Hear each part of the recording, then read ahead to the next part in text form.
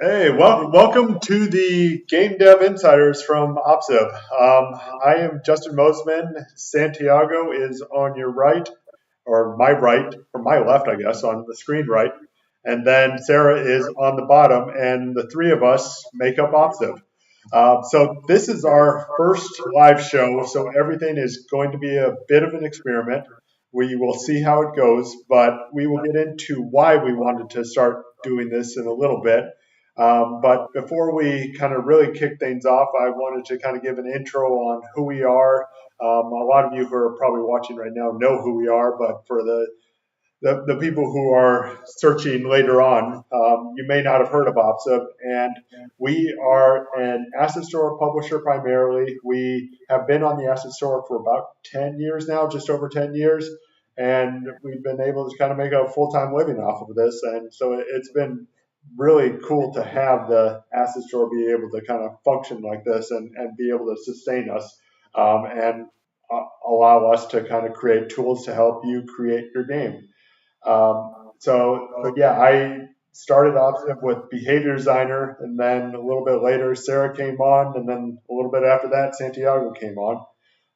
So my primary job right now is on behavior designer and the character controller. Mostly do the programming for that.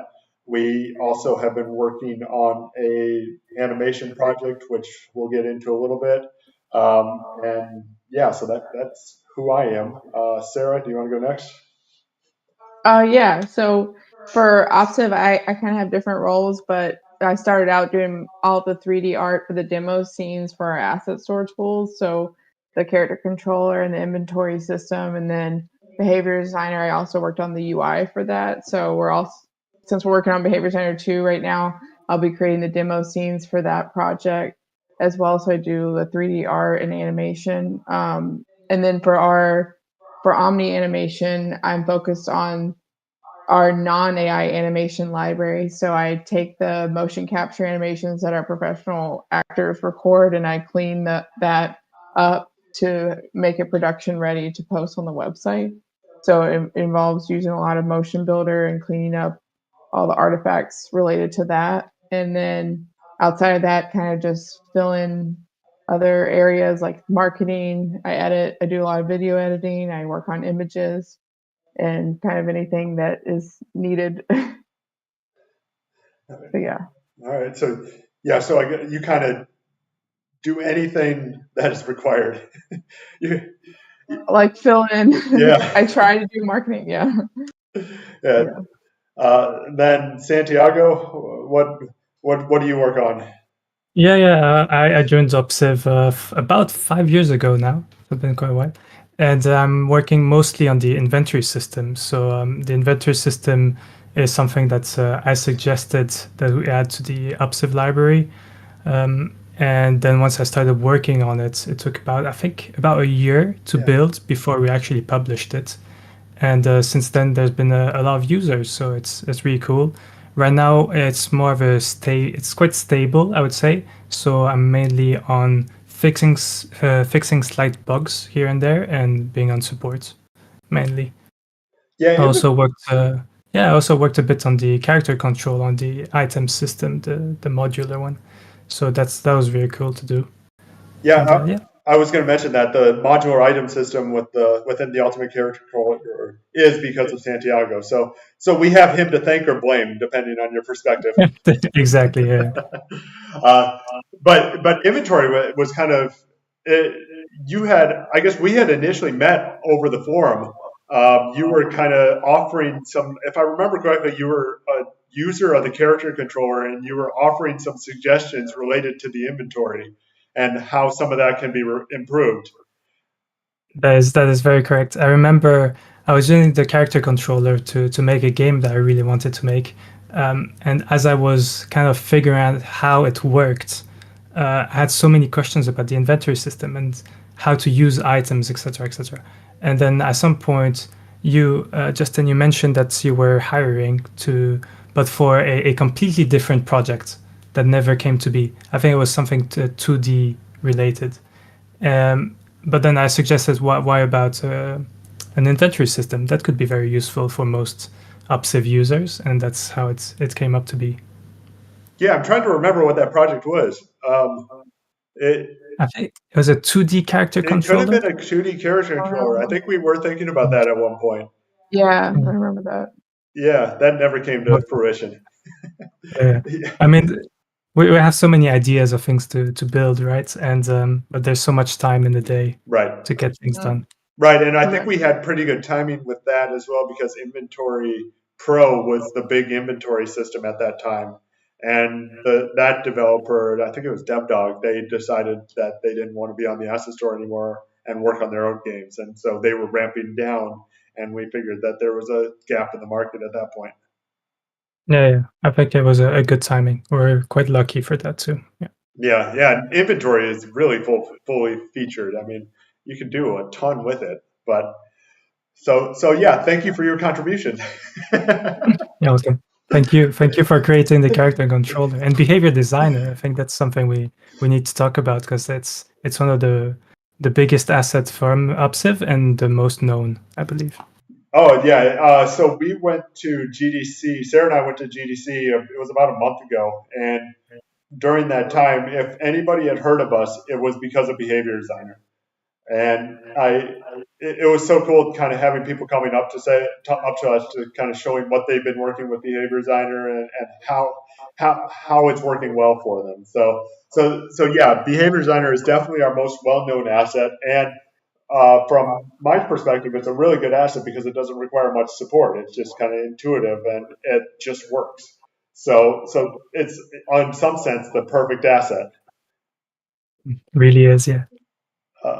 So I guess the purpose of this live stream is to kind of relate it to GDC, and that we were kind of getting feedback that we weren't really involved in the community much. I mean, I keep my time spent is mostly on the forum because I enjoy kind of developing a whole lot more than I enjoy the sports side of things, and so I don't necessarily try to kind of put myself out there too much, but we do need to do more of it, and so that's sort of why this whole thing started.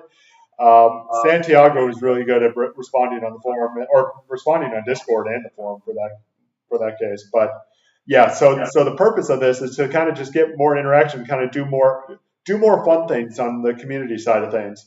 And throughout this, I also want to kind of talk about what we're working on, what we are going to work on. I could get some publishers on and kind of talk about the integration with those publishers, or we could get some users of our assets on and kind of show how they used our asset. We could also kind of take some questions. That's what I was planning on doing for this first one, is just taking some questions towards the end. If anybody had some questions that we want to answer, right kind of live and just get that settled. So this is kind of a completely free flowing format, and we'll kind of see how it evolves.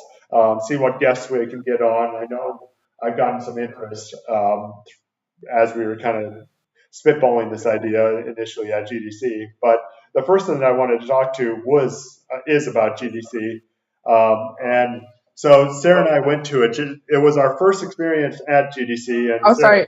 Justin. yeah. Oh, sorry. We got some feedback that we should raise the webcam brightness. I don't know if it looks like it's a little bit darker on YouTube than it is on Discord. Okay, so this is Sorry. part of the no. I thought I'd do that before you joined. Yeah, it's true that on YouTube it's very dark. Oh, it is. Okay.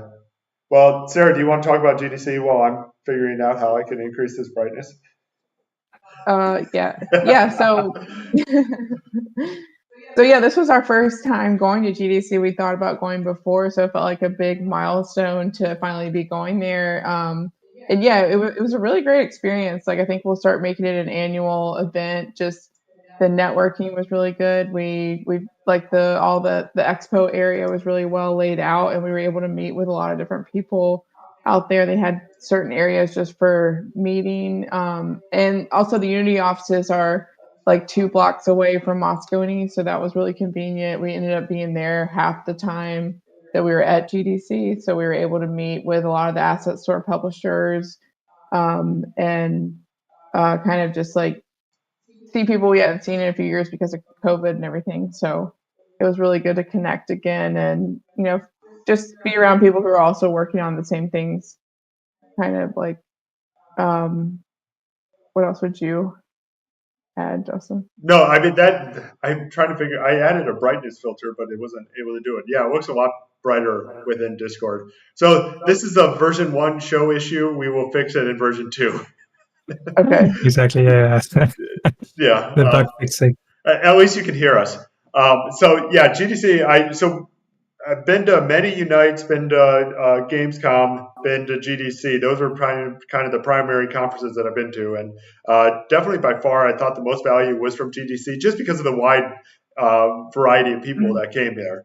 I don't think with the Unite we have had a booth at Unite before, and that was really great because it was focused on Unity users.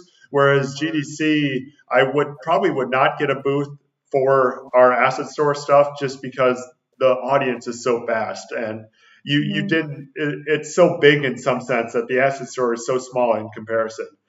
But that was also an advantage being a guest there, or just a regular consumer or audience member there, is that we were able to kind of just mingle with and meet a whole wide variety of people. Our purpose for going to GDC this year was that we had released Omni animation, and we were kind of trying to get some feedback and kind of get some development partners with that. And from that standpoint, it was definitely a success. And then from the asset store side of things, it was also a success just because we got to meet with Unity. We were probably at the Unity offices for half the time that we were in San Francisco. And first off, they have really nice offices, and thank you for the lunch. But beyond that, we also met with a lot of their kind of senior developers and their kind of engineering leads. And in September, Unity was having a really hard time, as I'm sure everyone knows. They got a ton of backlash, but we kind of met with the engineers, and my faith in Unity is completely restored. They had a roundtable discussion with probably more engineers than publishers. There were 5 of the top publishers on the store in this meeting, and we kind of just discussed their future plans for what's beyond Unity, and all of it was under NDA, so really can't give anything specific, but they're headed in the right direction now, and I am not worried about having to learn Unreal or Godot, and our stuff will be on the asset store for the foreseeable future, and I'm not concerned about Unity's future direction. It's going to take them some time to execute, but now it should be. It's a lot better than what I had imagined or thought pre-GDC. So. Yeah, that's very good to know, because there was so much backlash, and I know a lot of people were worried. Some people went to other places, to other platforms. So it's nice to hear. Very nice to hear. Yeah, our 10 years of tool set is not going to go to waste. that would have been a pain, having to recreate everything. But no, we're going to stick with Unity. And yeah, coming up, this year we will have some interesting projects. Probably the biggest project that we'll be releasing is the new DOTS version of Behavior Designer. And I think that I'll give a little preview here. This is going to be the first time showing it live, so we'll see how it goes. There's definitely going to be errors, and it's definitely not done. So give me a little bit of slack. But here is the new editor for the DOTS version of Behavior Designer. It looks very similar to the old editor, except you can do these fancy things now. Like you can change the location of the different inspectors. You can even change which side this is on and all that. So yeah, that's going to make the new version worth it on its own. but no, so really the editor is far from complete. Probably for the past 4 months or so, I've just been working on the runtime. And so this editor definitely needs a lot of improvement, but you can see I've been working. I have 27 unit tests right now. Maybe every show I'll show how many unit tests I'm up to for the runtime. 27 runtime unit tests. 59 editor unit test. But let me just kind of show the very first thing. So this is a conditional aborts.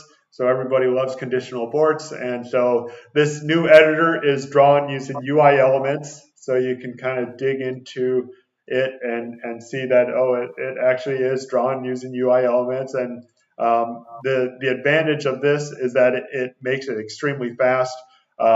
It's only drawn once, unlike I am GUI where it's drawn every refresh. This one, it's only drawn once, and so it makes the editor node or the editor a lot more efficient.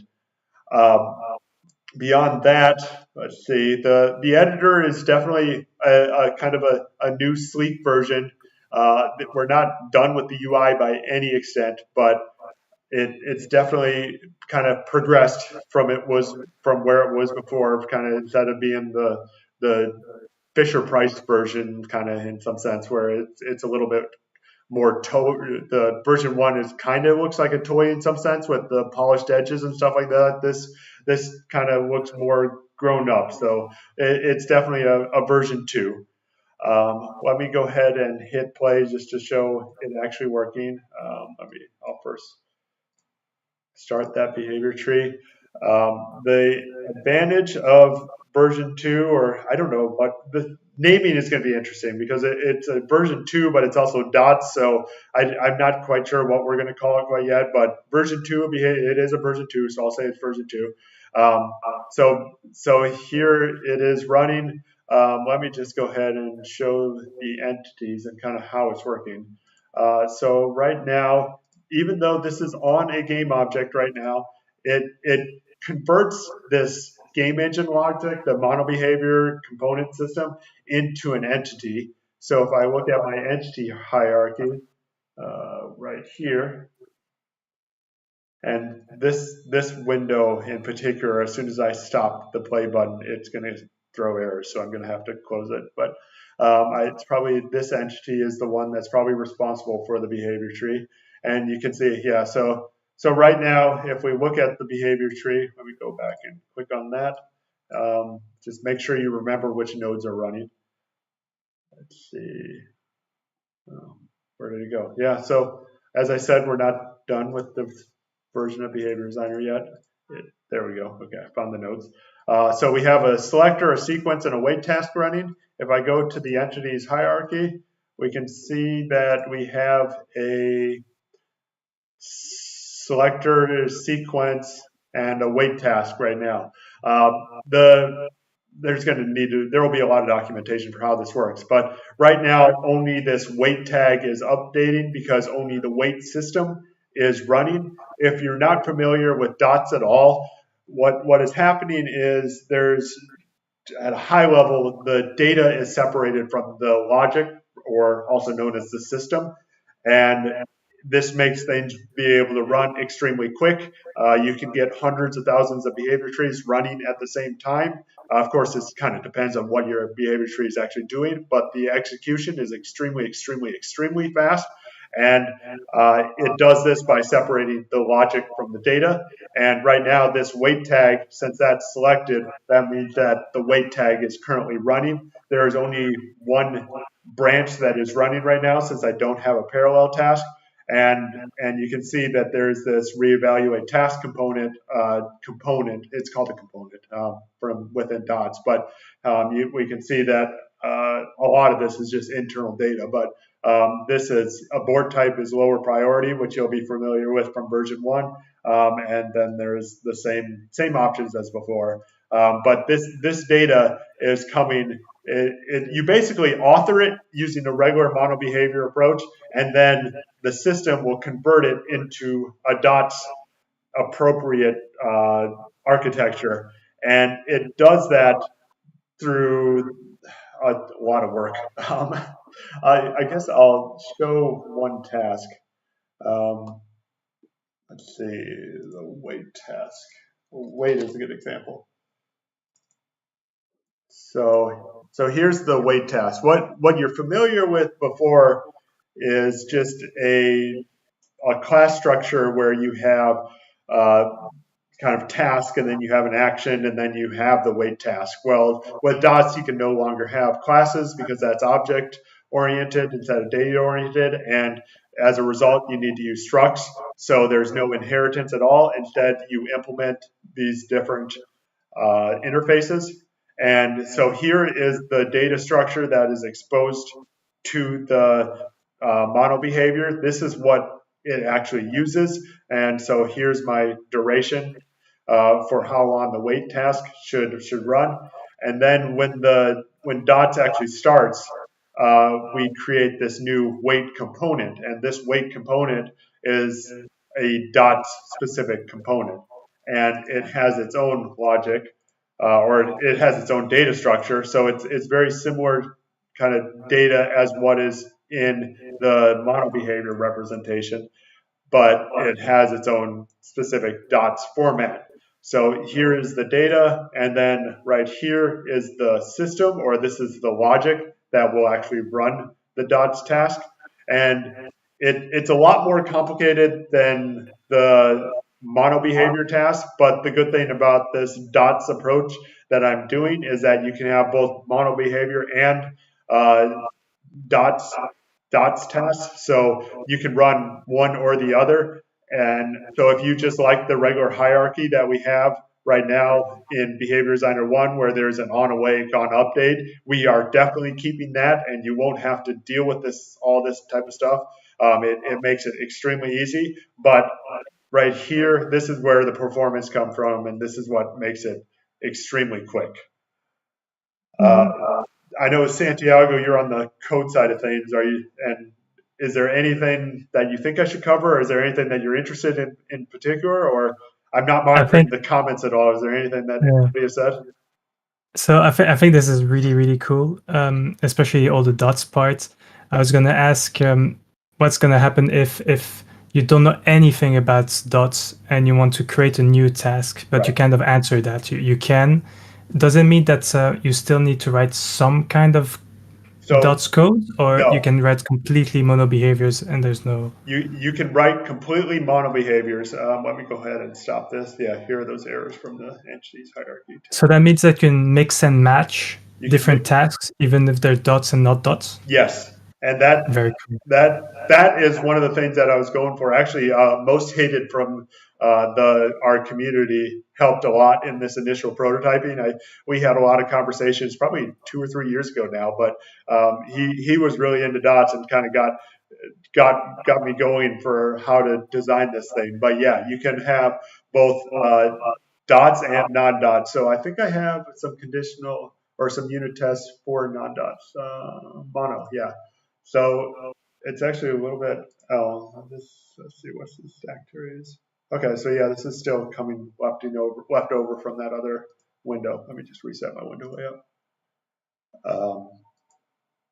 So let's go back to Behavior Designer and show an example. So here is, let's see. Oh yeah, okay. So I have the mono test or mono game object selected. So here, right now, the only way you can distinguish between a dots task and a non-dots task is I have a little logo. We will figure out a better way to display it. But right now, any action is now an action set. Any task you have is now an action set, which basically is a hierarchy of tasks. And we have this in version 1 of Behavior Designer I think it's called conditional set and action set.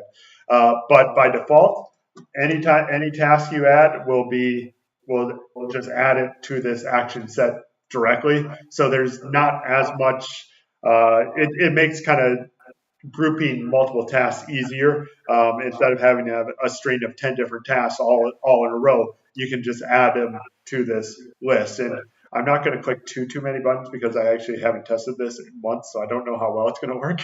I've been focusing on the dot stuff. But yeah, so from this standpoint, it's just like any other mono behavior task. And since log is not a dots task, let me get that up and see what it looks like. So here's your log task, and it implements task. And the only difference, I guess, from version 1 is that instead of implementing action, you implement this I action just to tell it that it's an action, or you implement that interface. Yeah. So there's really, it makes this part extremely easy for new users, in that you won't have to know a thing about dots, and you may not necessarily use dots. You may not get the performance benefit for that task using dots, but the rest of the tree can still use dots, even if this one task is not. And then what's also I really like is right now within Unity, within Behavior Designer, any task that is created, we have this reflection set of tasks, and that uses kind of just standard reflection, and it's as the speed is as you would expect with reflection, meaning it's slow. In version 2, we now emit the reflection code, and I using actually probably some of this code is probably in inventory right now using uh, the unit options dialog. This is the same thing that's in inventory. We Yep. we go through the assemblies and can generate some extremely fast reflection code. So that means when I'm adding a new action, there's this new code base folder, and if I go into that, we can go into Unity Engine, and all of this here. Let me go to a familiar one. We'll say audio. Actually, where's one that audio clip? Yeah, let's do audio clip. So all of these tasks relate to an audio clip. I don't know where play is. Why isn't play in there? Let's search for play. Okay, so here's a play task. I think we need some more info on this because this is a filter view. I'm not sure which play this is from, but yeah, okay, so we're not released yet. But let's say that this play is from an audio clip. And I did not specifically have to write a task that said audio clip.play. Instead, this is using reflection, but using an emit reflection, so it's extremely fast to play this one specific task, or to hit. Oh, this was the animation play. Okay, yeah. So that's why I need to improve the filter view a little bit. But this, I mean, it's the same example in that this uses reflection to create a quick emit code that will then call animation.play, and this will mean that any Unity version you're using, you don't have to write specific tasks for that Unity version. If you want to just call any other code base, you can instead do it directly from this I don't even know what the task is called, but this kind of generic reflected type of task, and it makes that part extremely easy and quick to get going. That's really incredible. I've never seen that before. That's really, really cool. So that means that you can call any function that you want in the code base. You can call. Does it need to be static or? No. So like this one takes an audio. It takes an animation clip. The shared variable system here is kind of messed up, so that it's not working correctly. Actually, I probably have not clicked this button in 2 years. Let's see what happens. Oh, it actually kind of worked. Okay. Incredible. So yeah, no, you do not. It's not only static methods. It's dynamic, or it's implemented methods as well. So yeah, that makes that part extremely easy, and you won't have to write any kind of boilerplate code. But this is not dots, and if that makes sense, just because animation.play is not dots either. So that is fine. But just don't expect stellar dots like performance if you're using a bunch of non-dots tasks. So dots tasks are going to take a bit to get working, and I'll write a lot of documentation on how to get it working, and hopefully be able to reduce the code base a little bit. I mean, I have reduced it some from my original designs, but some of this stuff there's not going to be a way to kind of get around how to do some of this just because the nature of the beast. Yeah, I think it makes total sense. I mean, there's multiple use cases for Behavior Designer. One of them is to get some quick iteration on some prototype, and then there's whenever you want the best bet performance, that's when we really dig in and try to build your own system that's very customized to your own thing that you're building. And that's when you really go inside dots, create all your classes or your structs, and that makes sense. Right.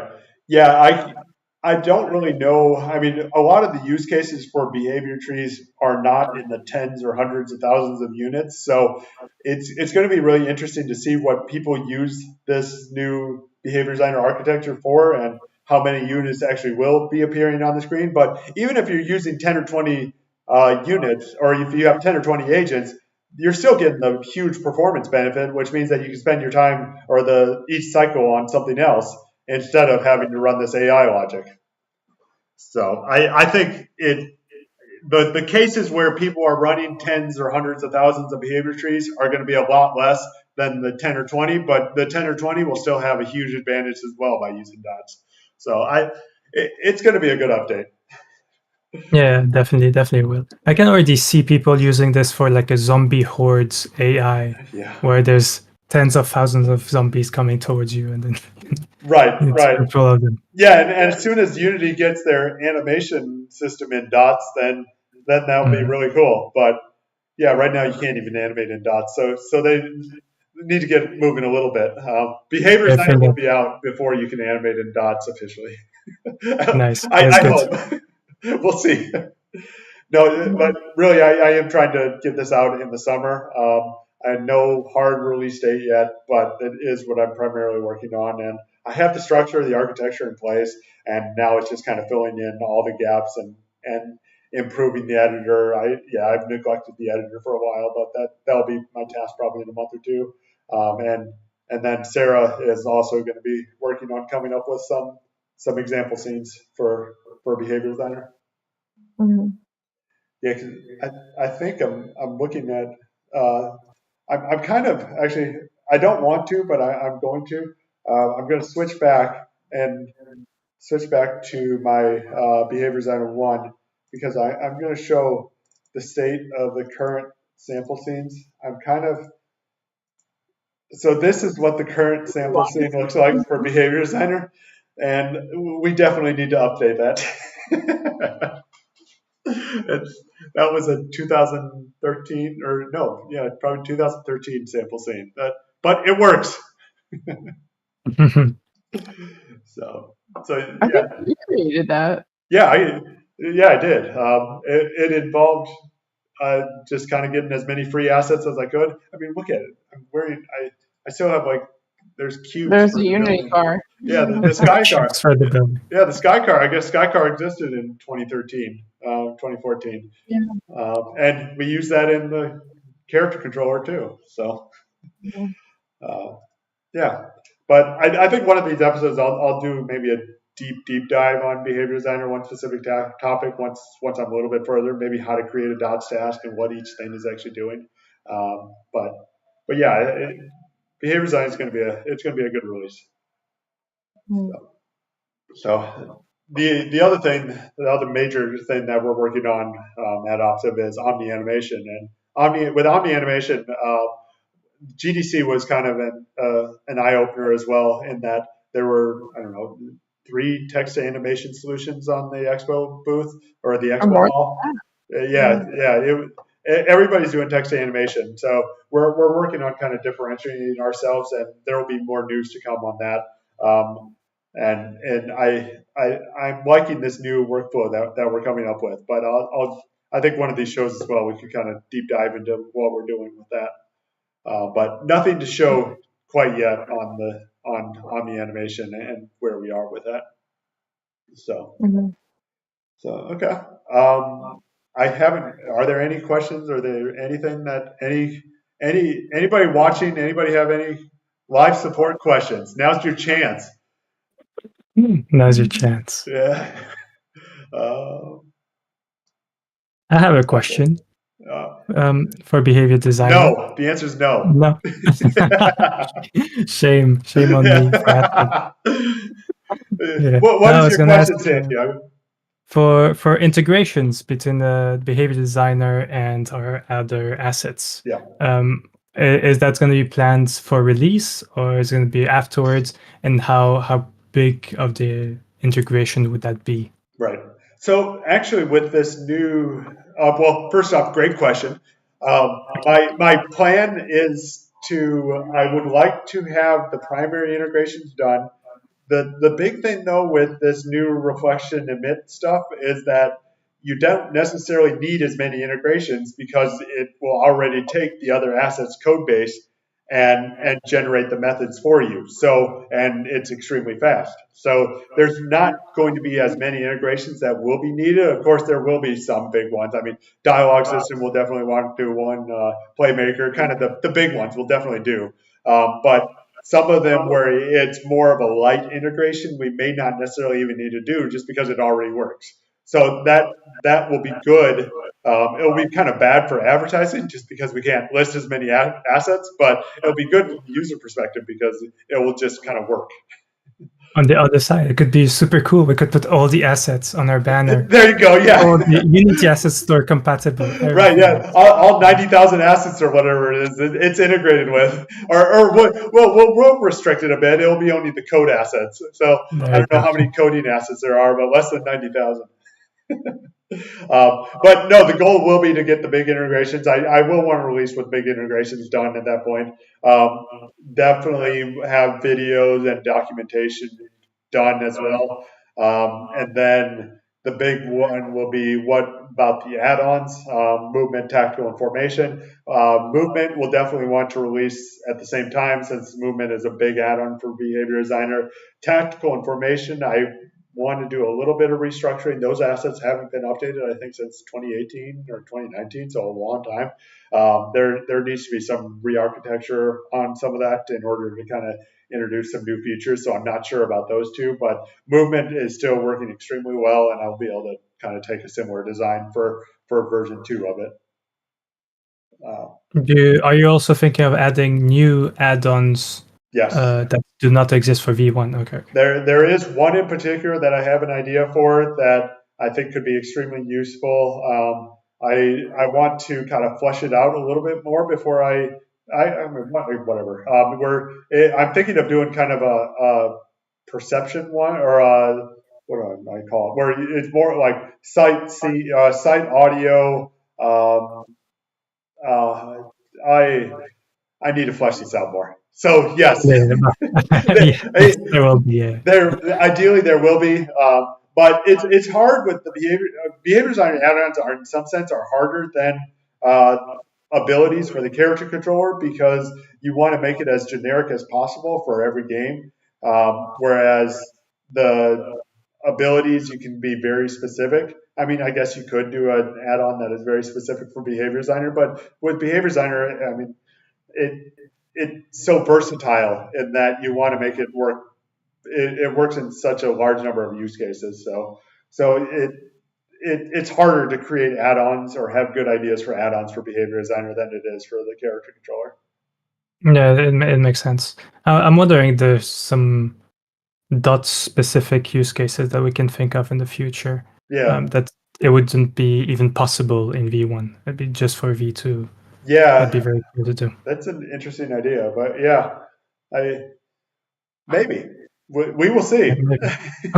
Exactly. I'm not opposed to it, and yeah, and we'll see if we can get another 10 years of life out of Behavior Designer 2 that we did with Behavior Designer 1. And Behavior Designer 1, I just want to clarify, Behavior Designer 1 is not going to be deprecated on the Asset Store. Behavior Designer 2 requires, I think it's Unity 22.2 or let's see, what am I using? 22.3. And so that is kind of a little bit further in the Unity life cycle than I would want for a fresh asset, but it's required for the minimal dots version that some of the features that I'm using. So Behavior Designer 1 will continue to exist and will continue to be supported. It's not going to get the huge new feature updates that Behavior Designer 2 will, but it will still be maintained for the time to come. We are not deprecating Behavior Designer 1. That's very good to know. We have our first question. All right, from chat. Okay. Which video games inspire you as game devs? Oh, good question. Go, Sarah. You want to go first? I mean, you get no games. Santiago. No. Okay, Santiago, go ahead. I guess like most of the games I play are Nintendo games, so I think I'm very inspired by anything Mario related, Zelda related. But I'm also a very JRPG fan. So Final Fantasy, Suikoden, all the old stuff, Dragon Quest, etc. So I think those are very much my inspirations for every game that I make. So what are you playing right now? What am I playing right now? That's a very good question. I'm playing at working. That's why I don't have time to I'm play playing at anymore. life, and I'm winning that game. Exactly. I'm not winning at all. But no. I've been playing the latest game I've been playing is Xenoblade Chronicles 3. Also some Zelda, the latest one, Tears of the Kingdom, and some Cat Rhythm, Final Fantasy rhythm game. That's the ones I've been playing. Not very recent games, but that's how I do. Right. Yeah. All right, Sarah, do you want to go? Yeah, I'm kind of similar on the Mario and Zelda. Like for me, it's all about the artwork, obviously, like the art in the game, and I kind of get inspired just like with different styles of art. So even just in Zelda, there have been different types of styles. Like the Sky one was a lot different than the newer ones that are more open world. And yeah, I love the exploring games, like just wandering around the world, just looking at the like that's kind of my favorite part about the game. And I mean, I used to love like Little Big Planet. That was also a really cute game. Right, currently I'm not playing that much right now because I am working a lot, but I need to remedy that soon.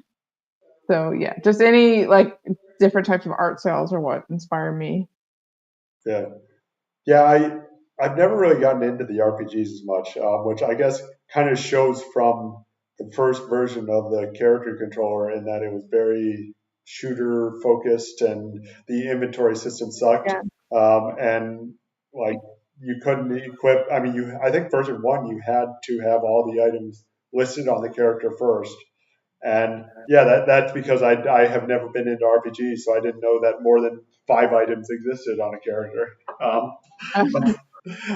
My primary game has always been Halo. I have loved Halo. I played way too much Halo 2. I know that's an ancient game now, but I played way too much Halo 2, and I've been just a first person shooter fan ever since. aren't aren't you in the top charts Yeah, for? yeah. I was Oh wow. top 500 of Rumble Pit on Xbox Live, so nobody can take that title away from me. I played way too much, but yeah, recently it's been kind of playing actually some of our customer games. There and then those I mean don't play as extensively, but probably the game that I played the most recently has been Parkitect, which has been kind of a roller coaster Oh yeah. tycoon clone, and just kind of enjoy kind of the freeform building aspect and kind of a different like non AAA type game. So, Hmm. but I am looking forward to Grand Theft Auto 6 no matter what. Very true. There's Uh, a follow-up question. Let's see. Which is your favorite Zelda? Oh, that's And he hard. says mine would be Wind Waker, and I completely agree with him. That is the best game from Really, the Zelda franchise. Yeah, I love that game so much. I think Ocarina of Time will always be my favorite because that was the Ooh. original one I played, and it's just like brings back so many good memories. I guess like playing it every day. Yeah, and the storyline in there too. Like, but it's Yeah, hard very to good choose game. because I mean I love the new one. I love Breath of the Wild too. I haven't Mhm. played the newest one, I guess, that much. Tears of the Kingdom. Yeah. Yeah, I watched my dad play some, but okay. Oh, Santiago, you have a friend. I have a friend. He is my friend. I've been helping him a lot in the support channel Discord. Yeah. Okay. Well, overall, I mean, I think it's been what 45 minutes, so that was probably more than what I expected this first show to be. We'll kind of get the hang of this as time goes on. I'll probably bring on some different guests, bring on some publishers, bring on some customers, some current users of the controller. Um, yeah, so yeah, we'll actually uh, yeah we'll kind of see how this episode goes and see if we can kind of get some more involvement and yeah, kind of go from there. So, Yeah. yeah. any last words? Yeah, well, I'm hoping to like show more tools, maybe some codes, review of some certain assets. Maybe some people could come in and ask more questions specific to their code bases. I'm sure we can do a lot of stuff Right. that could be very cool to do. So Right. I'm looking forward to those. Yeah. Yeah, and we'll see whether or not it's weekly or bi-weekly. We'll kind of decide as we go on. I mean, this next show, I want to get somebody on, or I want to have a specific topic to go over to make sure it's worth your while as you listen. But yeah, so we'll kind of go from there, and any show after this is only going to get more polished. There you Yeah. go. We'll increase the brightness Yeah. Step by step. step by step. Yeah. So okay. All right. Well, thank you everyone for watching, and thank you Santiago and Sarah for joining. Yeah. Thank you. Thank you very much, It was Justin. fun. Thank you. See you guys. Bye bye, everyone. Bye.